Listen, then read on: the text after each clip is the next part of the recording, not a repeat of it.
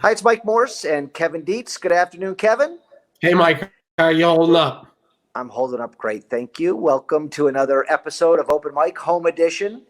Today we have Joel Kurth, who has been in journalism for 2 decades. His wife works for the Detroit News. He did for many, many years. Now he's working for BridgeMI.com, which is an online magazine doing some amazing work. So let's welcome Joel to the program. Joining us this morning is Mike Morse, Detroit's top attorney. Mike Morse is in here to tell us about the backpack giveaway. Adapt and change things up a little bit every year. Hey, great to be here. Thanks so much. It's our pleasure, Joel. You're the first newspaper guy we've had on the podcast. We've done about 35, 36 episodes.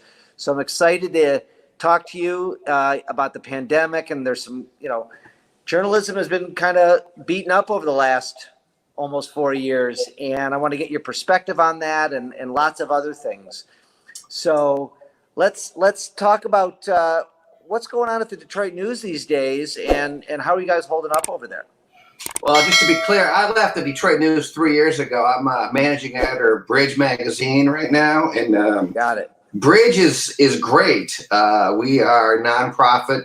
We're funded through sort of an NPR model. And the last 4 years have been great to us. My wife works at the Detroit News. I still have a lot of friends at the News and the Free Press, and they are, it's really struggling with a lot of other outlets because of the decimation of business ads during the pandemic here. People are pulling off their ads and very few advertisers. The Free Press has got layoffs. Everyone's got a furlough coming up, a one week furlough once a month for the next 3 months. Smaller papers are really suffering. They rely on classifieds.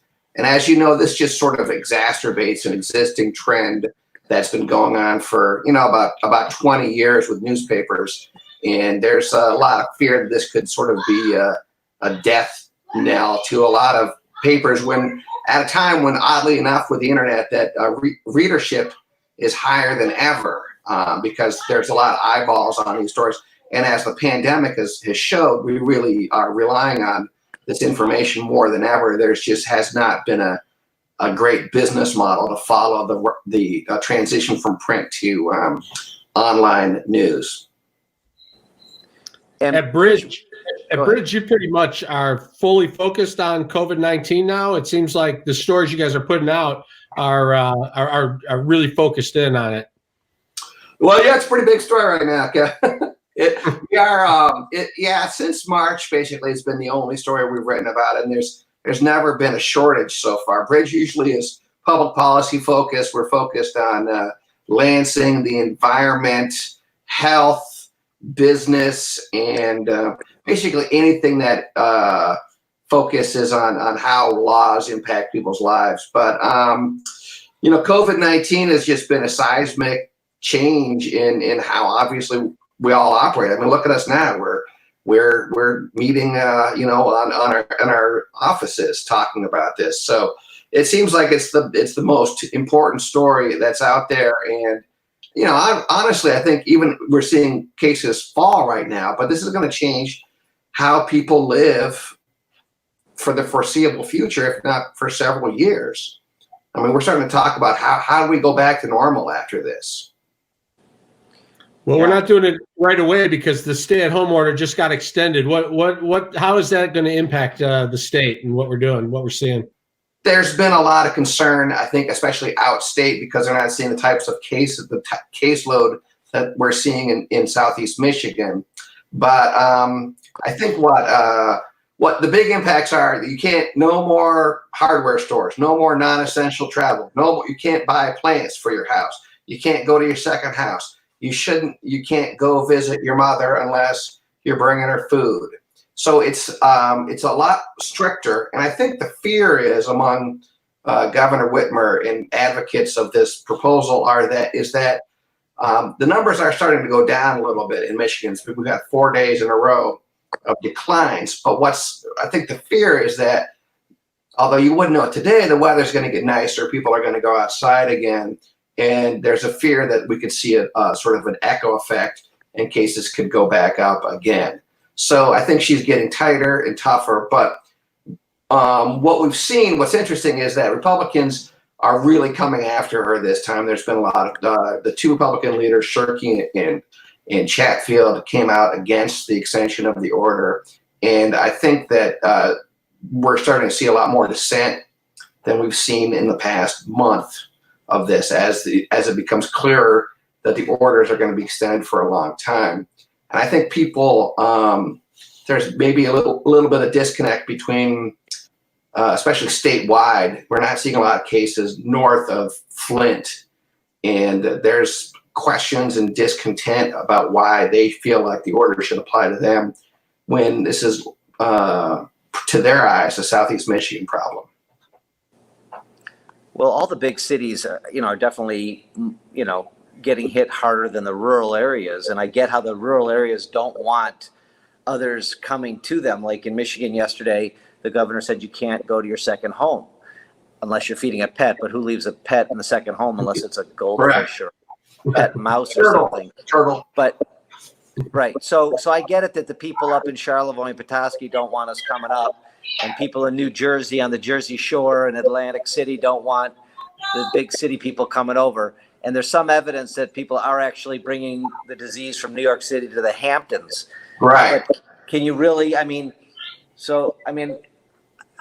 know how I feel about that. I on the one hand, I get it. On the other hand, if you could spread out a little bit and go to your home and not go to the stores and not go to, there's nothing to really do anyway.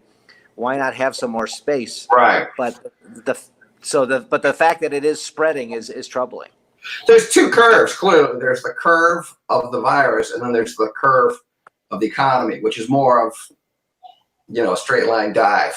And I think that, for the first month, most people were in agreement that we have to get ahead of this, and that, extreme measures need to be taken with social distancing. But now that's beginning to ebb a little bit. Now we're starting to see a little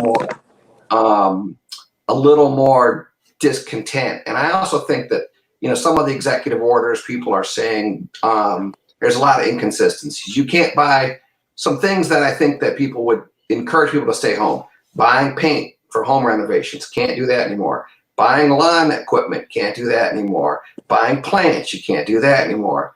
Landscaping is considered a non-essential business. And yet you also cannot, GFL, the waste hauler in Southeast Michigan, is saying they're not collecting yard clippings. So, and yet you can buy a lottery ticket, and yet you can go to the liquor store. So people are starting to see these inconsistencies, I think, and get a little more upset with them.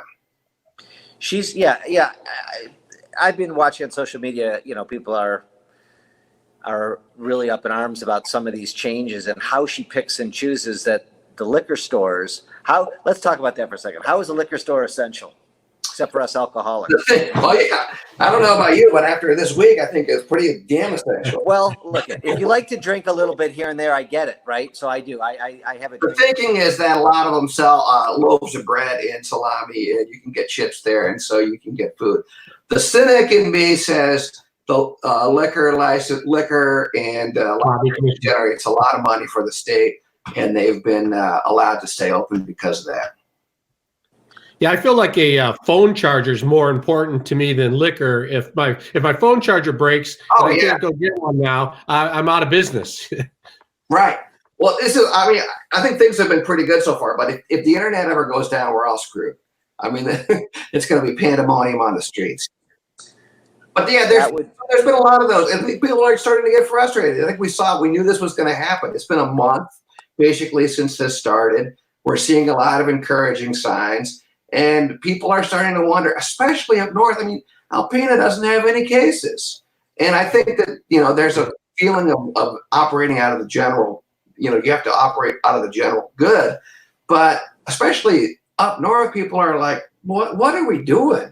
We're going to ruin the economy for 1,000 deaths." And I get it. If we didn't do anything, it was going to be 10,000 deaths. But that's sort of the tensions that you're seeing, I think. I agree. And I'm concerned about the numbers. I talked to a buddy yesterday on the phone who had it. He full on had it. He had the fever. He had the cough. He had the shortness of breath. Doctor told him to stay home. He didn't go to the hospital. He recovered. He was never tested. His number, and he gave it to 3 or 4 of his staff members. They all got it. They all stayed home. 2 of them were tested. But the numbers, I think, are way higher than any of us believe right now. And that's a little scary because I think we all have talked to people who think they've had it, know they had it, and were not tested. So what are your thoughts on that? I think that, I think they are definitely being undercounted. I think that the numbers are just a mess, to be honest with you. I mean, we're not, there's not enough tests. The countries that have really gotten ahead of this, like South Korea, were able to test everyone.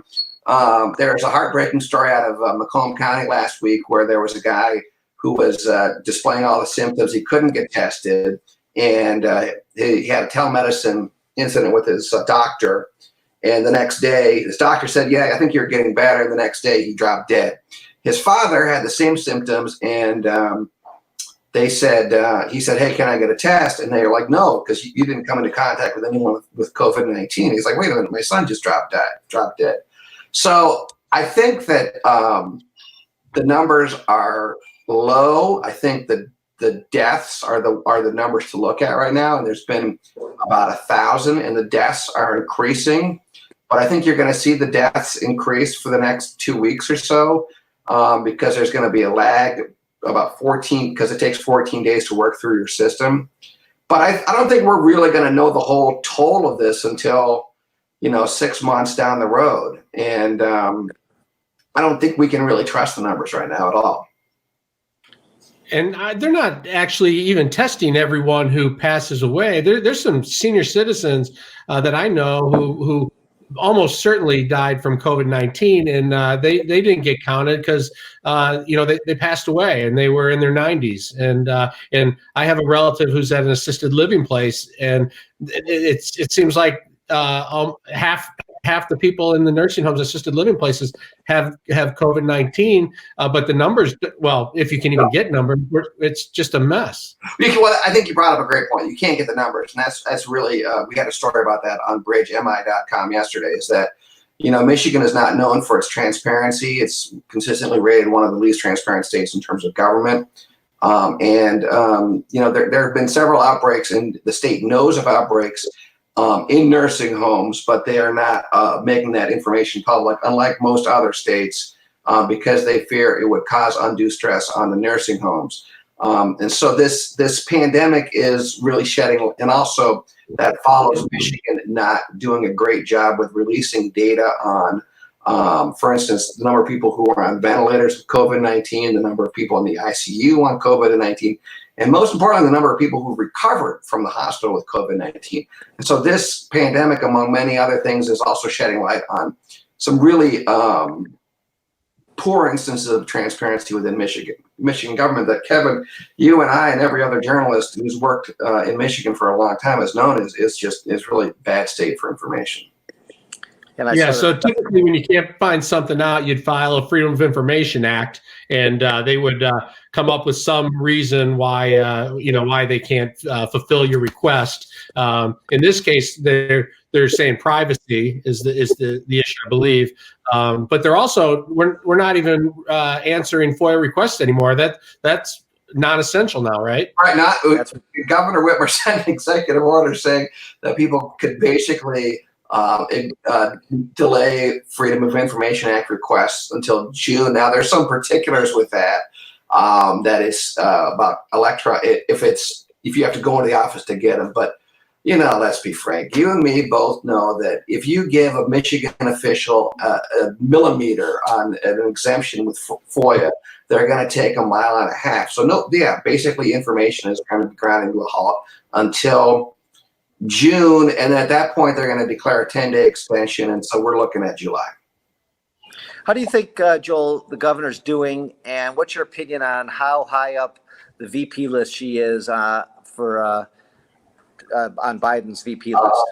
I think she, in general, she's gotten pretty good marks. I think that she's passed the crisis test for sure. I think she's been she's done a fine job. I think Governor Mike DeWine in Ohio and Governor Cuomo in New York, to be frank, have really set the bar for governors. They've been the ones who are on the vanguard. If you look at Whitmer's orders, she's usually a day or two behind DeWine. A lot of copycat going on. I saw A little that. bit, I agree with yeah.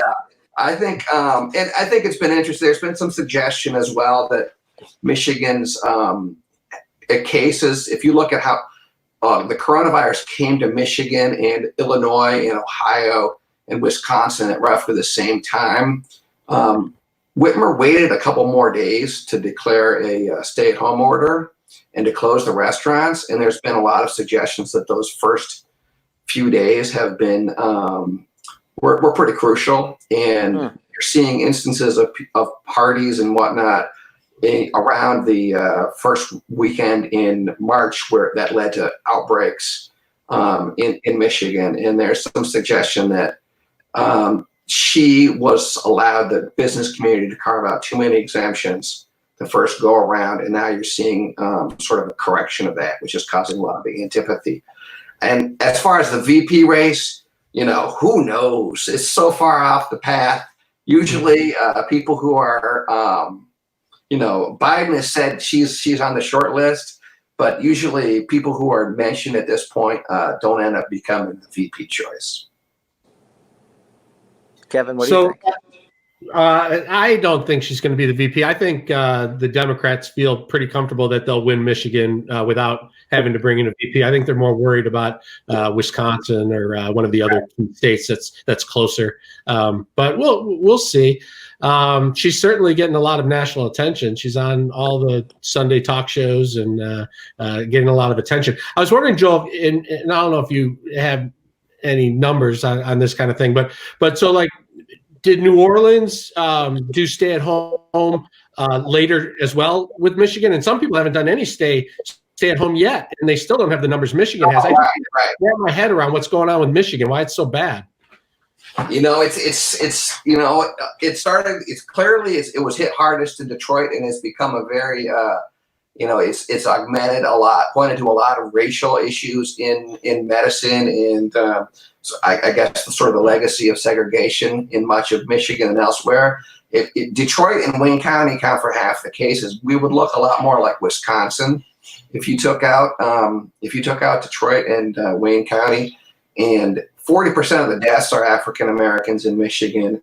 And considering that a high number of the deaths are never counted in terms of their race, there's some suggestion that it could be half as many. So I think Michigan doesn't look like Wisconsin primarily because of it's decimating the African American community. And we don't really know why yet. Is it part of health conditions? People have pointed to urban density. I'm not quite sure that's a great answer. There's a lot of back of the napkin stuff, but mostly I think people feel like with anything in America that if there's a social ill, it will hit African Americans harder, and it could be a legacy of institutional racism, discrepancies in healthcare. I think that there's a feeling among doctors that you're starting to see that outcomes of COVID-19 are far worse if you're obese, have heart conditions, or diabetic. And I think that all three of those are higher rates. They're saying smokers, too, are having a harder time with this. Oh, yeah, I can't imagine.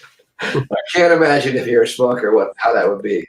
What did you guys think about the task force that was set up to study this? I mean, I thought that was pretty in the middle of a crisis to say we're going to set up a task force to study why the African Americans are dying at such a higher rate. I've never seen that in the middle of a shitstorm. That's time to start here. It's great. I didn't know we could say shit here. It's fantastic. Oh, there's a lot of shit here in the chat. This would have been a whole different interview a long time ago. Yeah, I got time. Look, it's something governors do in crises to acknowledge what people are saying. But I mean, the hell? What's going to come out of a task? What's ever come out of a task force? I wouldn't. If I was at the It's executive, a one-day headline.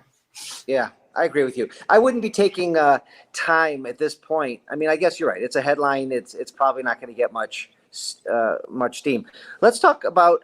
And I know that just like the VP question, there's not a whole bunch. Not a great answer to what I'm about to ask you, but I'm just curious your opinion because I saw some headlines in a couple of the papers this morning about, how this is going to reshape the election this year, and nobody knows.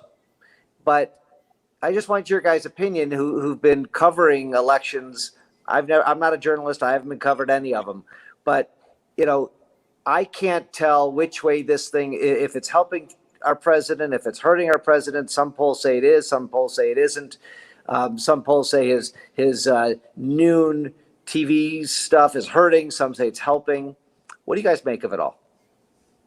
It was amazing that every conversation before COVID hit was about the election and about politics. It's all anyone could talk about, and it just completely dropped off the face of the planet, which is amazing. I mean, you barely heard that Bernie Sanders dropped out yesterday. I mean, it's been so amazingly quiet, and then Republicans will say, yeah, they're trying to hide Joe Biden so he won't make so many mistakes when he's live. And then the Democrats will say, Trump is hogging the airwaves to try and get elected or whatever. But you almost hear nothing about the election. And I don't even know how they're going to.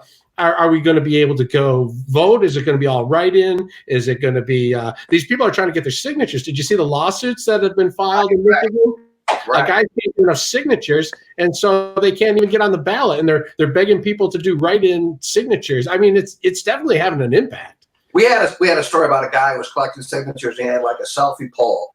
They had the sign from afar. I learned a long time ago.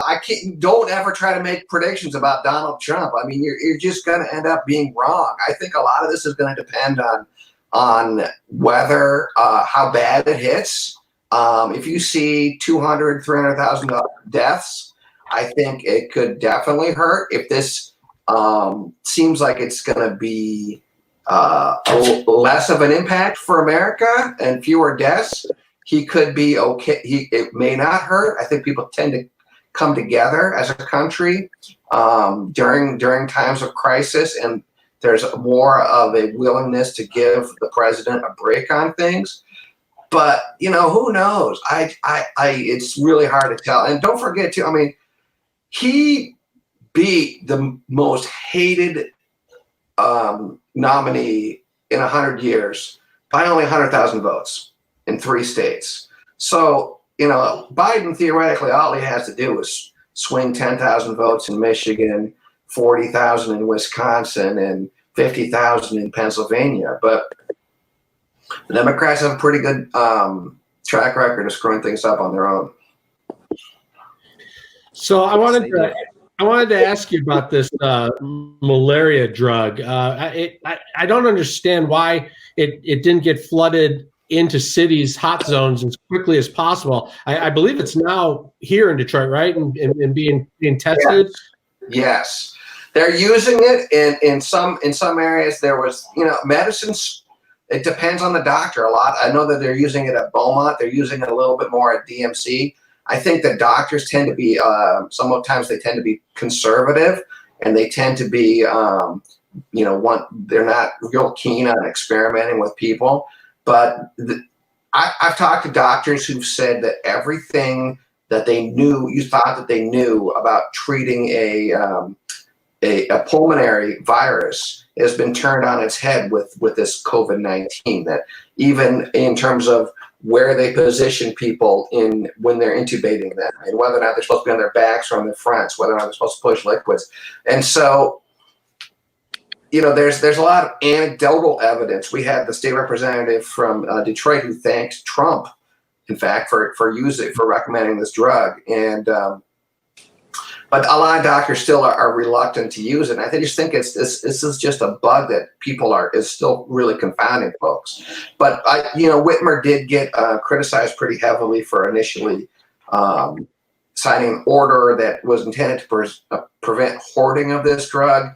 but that a lot of people interpret it as the state saying if the pharmacists prescribe this, that they should call the police, basically.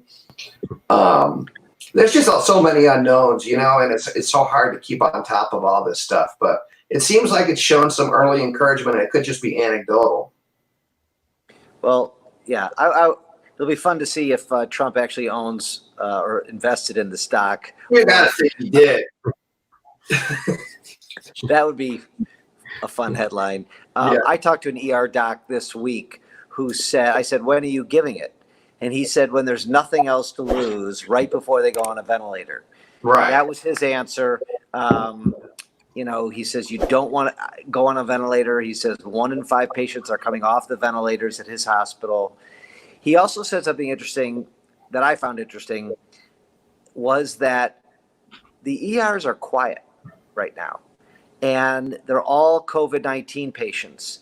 They're not the heart attacks. They're not the sore backs. They're not the other sicknesses that show up in the ERs right now. He said the patients are much, much sicker in his ER, but they're not as many. They have lots of beds open. They're not swamped. He usually has 100 patients on a given Saturday night. He had 26, but all 26 were in bad shape. I just, people, where are the heart attacks? That's a fascinating question. And I think that's we're gonna have to, I mean, for one, I would have to basically be like in need of a tourniquet to go to an ER right now. Because, it's Russian roulette. But you're right. There's no car accidents because no one's on the road. Don't remind me.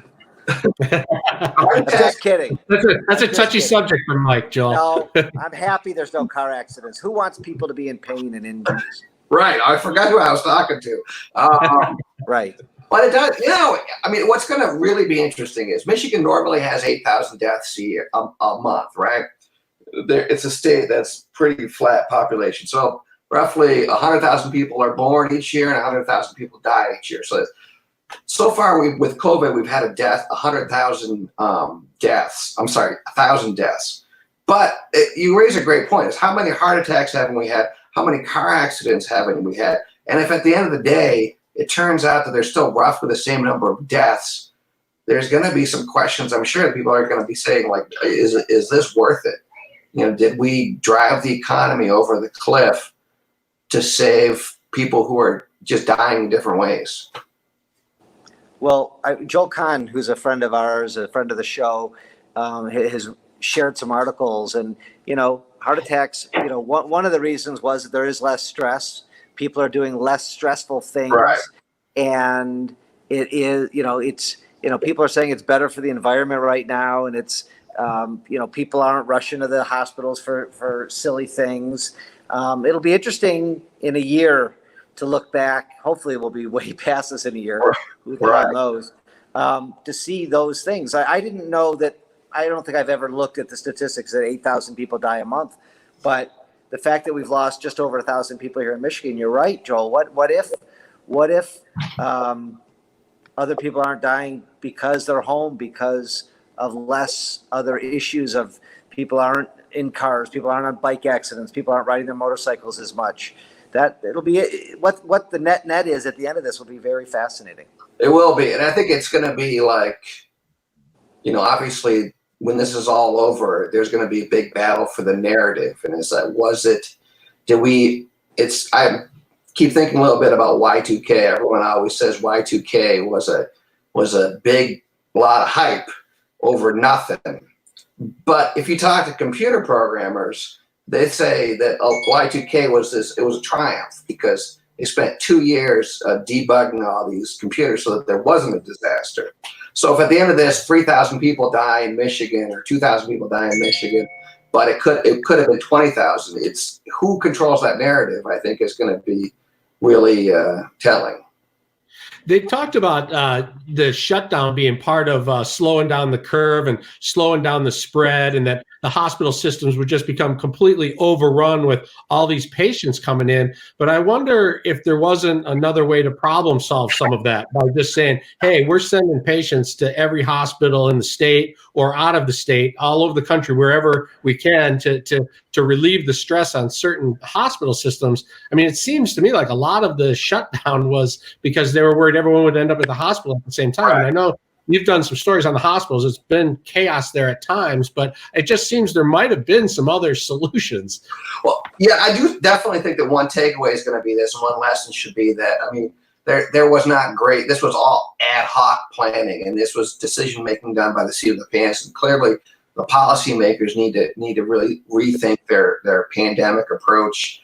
Southeast Michigan is blessed with a great network of huge hospital beds. But if this had started in Flint, it would have been a different story. But I think you're right. I don't know what the answer is. I mean, when we started doing this, I was shocked to know that the state of Michigan which is pretty average in terms of hospital beds, has 10 million people, only 25,000 beds, and most of them aren't full. But the other side of this is that, I mean, this is also probably going to drive hospitals out of business.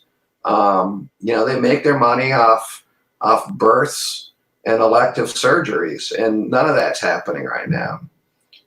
Well, you can't stop the births. They're still happening. Yeah, in 9 months, we'll see a big spike. I have friends. We have friends getting ready to give birth, and they're trying to figure out a midwife situation. They do not want to go to hospitals. No, that worries me a little bit. I talked to some medical supply business guys, and they feel like they're going to be okay. That once this passes and things get back to normal, people will pretty quickly line up to get those elective surgeries again, to get their shoulders done or their knees done. That business will come back, and hospitals will look similar to how they did before. Yeah, it's going to depend on, for sure, how long this lasts, and we've seen these unemployment numbers, which are crazy, which are about 800,000 people so far. And, how many of those jobs come back, I think will be interesting. I think Beaumont just said that they're running a $100 million deficit now because of this, though. 100 million or 10 million. Huge number. I didn't hear that. I think that was the Wall Street Journal today. Yeah, their CEO has really been out there pushing what a financial crisis this is going to be. What do you think about that, Mike? Are you shedding crocodile tears for the hospitals? Are they poor? I don't have any hate for the hospitals. The ones I hate are the auto insurance companies, and they are going to make billions of dollars on this. And just recently, in the last day or two, they're starting to give some rollbacks of 10, 15%, which is such nonsense. They should be rolling back 85%, 75%. They should be forgiving premiums for 2-3 months during this crisis. People are barely driving. And when they're driving, they're either essential workers, or they're driving to get food or to feed a pet or take care of an elderly parent. They will still make billions if they forgive March, April, May. And yet they're rolling back 15%. And some of what I'm reading is that they're giving a credit to future premiums, which is such bullshit. That's not even that's nothing. State Farm was one of the last to say they're going to do something. And they're one of the worst insurance companies out there. But they're going to make billions, and they're going to use this as a retention mechanism to keep clients and keep policyholders happy. Yet, why should we pay them anything right now when we're not driving? We're not allowed to drive. So they should be more innovative. The rollback should be more 60, 70, 80%, not 15%. Yeah. I'm advising people to call. I've had a dozen people call after reading a Facebook post I put out there. They called and they said, okay, we will give you this discount. They're not doing it for everybody. So if you're watching this, call your insurance companies, ask for the discount, ask for rate reductions, I've heard companies are letting you not pay for a couple months, but then you have to pay in full Again, bullshit. They should be giving it to you for free. And if you don't like what your insurance company is telling you, call around. If you have State Farm, call around. And I think you'll do better. I think you'll save money. If you have more than one car, Joel, if you and your family have 2, 3, 4 cars and you guys are sharing a car right now, think about garaging the other vehicles. Ask if we only drive 5 miles a week, 10 miles a week, what can you do for us? So you got to be a little creative, and because they're not going to call you to save you money. You need to be proactive and call them. We have a family of 5. I'm a family of 5 here, and we have 5 cars, and we have not gotten gas in 6 weeks. No. I mean, we've not driven 20 miles with. And the one car that goes out is the one that's parked, conveniently. So we've used one car and have gone Kevin, about 20 go miles. down to one, just insure one of them. Right. And be honest with your agent. Call them, tell them what's happening. They may put it onto a garage status, which is like 5 or 10 for vandalism or theft, which is not a lot. So I would at least call and ask. And that's a great idea.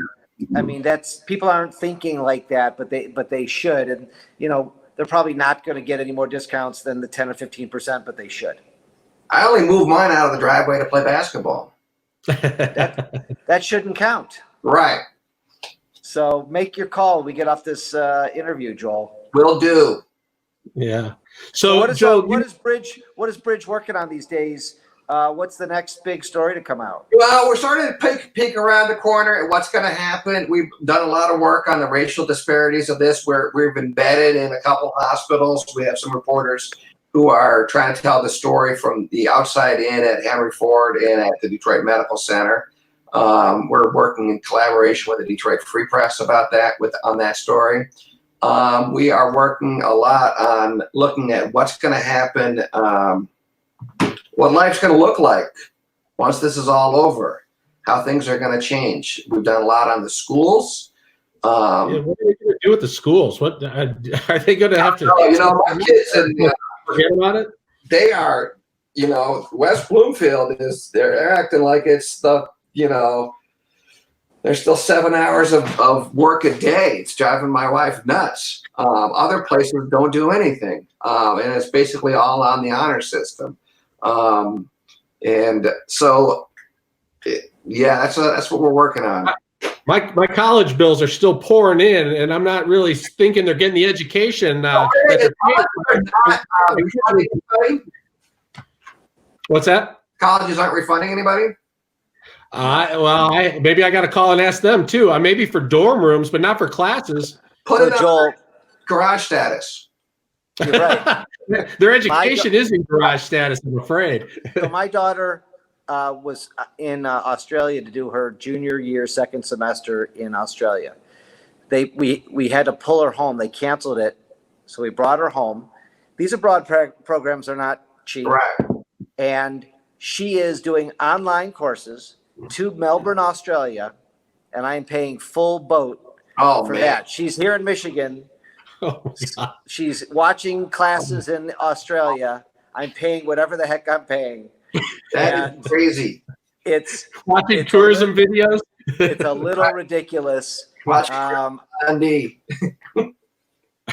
Hopefully they'll fix. Hopefully they'll be back to normal by September. If this isn't back, universities are going to take a massive hit if this isn't ready by November. So this isn't. I don't think this is hurting them yet. I can't, because everybody I know with college-age kids, they're still paying the bills. Right. But this summer, if the universities say we're not opening, I don't think parents are going to be sending in those tuition bills so quickly. Right.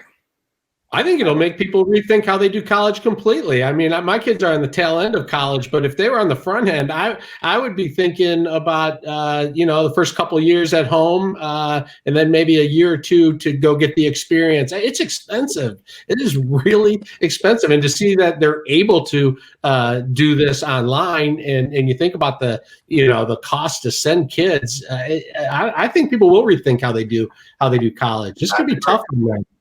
Well, Joel, here, I don't know if you've written a story about this yet, but I have some friends whose kids go to private school. My kids go to public school. and the disparity of what's happening. You mentioned West Bloomfield. The difference between local school districts and my friends who have kids at private school. The private school kids are completely video. They're working online live lectures from 8:30, 9 a.m. till 3 p.m. The kids are engaged. The kids are still working. They're getting their money's worth. Most public school kids I know, not so much. No, we've done a lot, and we're going to do more. There is a huge disparity on what's going on. I mean, Detroit basically threw in the towel in the first couple of weeks, just saying we're not going to do it. Obviously, internet connection is an issue throughout the state. But some districts are really rallying around this. I think West Bloomfield's done a really credible job. To my 9-year-old son, thinking far too good of a job. But they're still getting tested and still getting graded and whatnot. But I think this is pointing out a lot of disparities, both in terms of health, in terms of economics. And it is just like what Kevin said. It's fascinating, and I think this could restructure society in a lot of ways. It's not just the education and driving, and it's really interesting. For a lot of parents out there, and Joel, if you do something on this, I would love you to send it to me, and I will be following your website when we get off of this. But I think as I'm seeing with the auto premiums, some peer pressure is helping. I want some of these other districts to be more like West Bloomfield and have my kids have a structure and not an optional thing, and not check out your Zoom assignment and email it in. There are no lectures, and where I live, there are no lectures happening. There are no videotapes happening. There's no teacher standing up for 15 minutes and giving a math lesson. I don't know why that's not happening. And I do hear from all these districts that they are giving out free devices to people who can't afford it. I understand that, but they have resources to do that, a lot of these districts. And I'd like to see what West Bloomfield's doing compared to Clarkston, compared to Oak Park, compared to Berkeley. That would be pretty interesting. That's a good. We do have sort of a statewide focus, but I think that's a great point, and we should definitely kind of keep that in mind. I know Ron French is our education reporter, and he's really led the way with a lot of the coverage. But it does seem like most of it is not extremely rigorous. I know he talked to some teachers recently, and they said that if 60 to 70% of their kids participate in the enrichment activities, they're doing pretty well. And I don't think it helped either when the state came out and said that you're all going to graduate, and regardless, don't worry about it. I mean, I wouldn't do it if I didn't have to. No, listen. I have a 12-year-old who's not very interested. She thinks this is a big long snow day.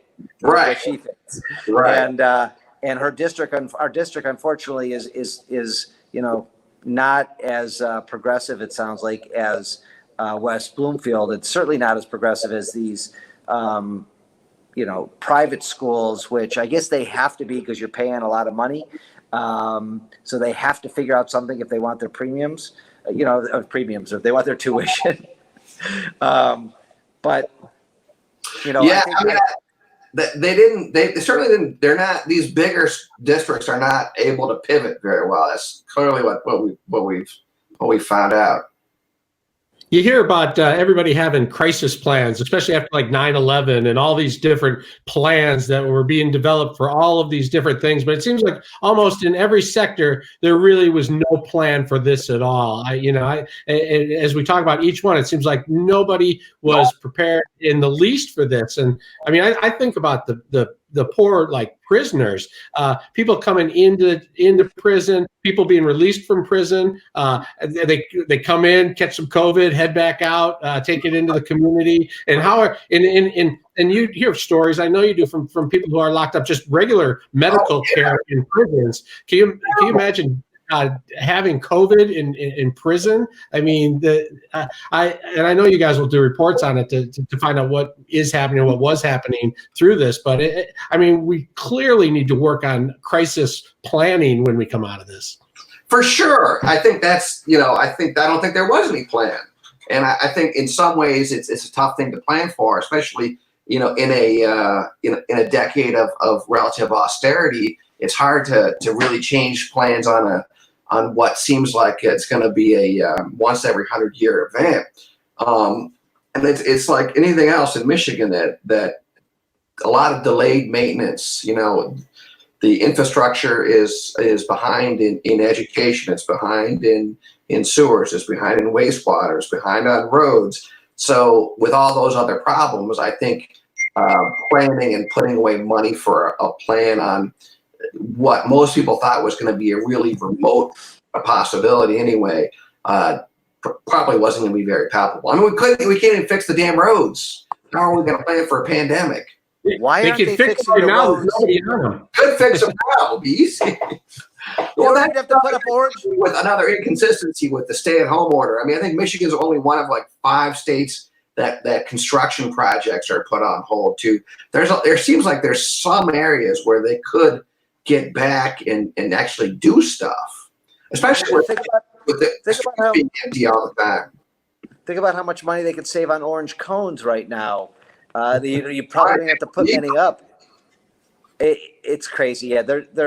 Yeah, maybe, listen, when things bad like this happens, hopefully they will start planning. Hopefully they'll put a plan in place for the next fire, for the next pandemic, for the next virus that comes. Because, I feel like a lot of people, a lot of businesses, a lot of law firms, a lot of people were not ready for a shakeup like this.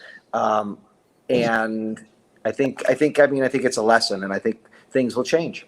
For sure. We hope so.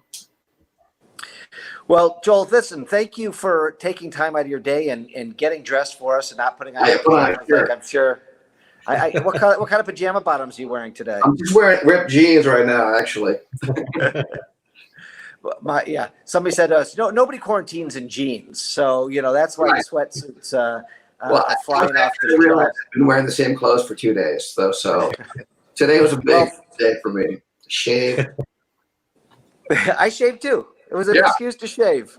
Nice. Well, thanks for being here. Very interesting, very fascinating. Hope to have you back on when things calm down. Absolutely. I appreciate it. And we'll put your contact information in the show notes so people could check out bridgemi.com.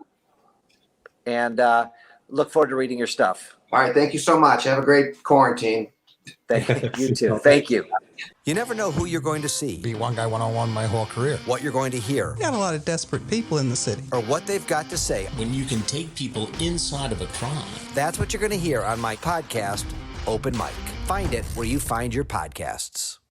Thank you for watching another episode of Open Mic with me and Kevin Dietz. And we had Joel Kurth on today, who talked all things politics and COVID-19, and we had a really interesting conversation. If you like the conversation, please share it with friends, subscribe to our channel, and stay tuned for some more episodes. Thanks for listening or watching.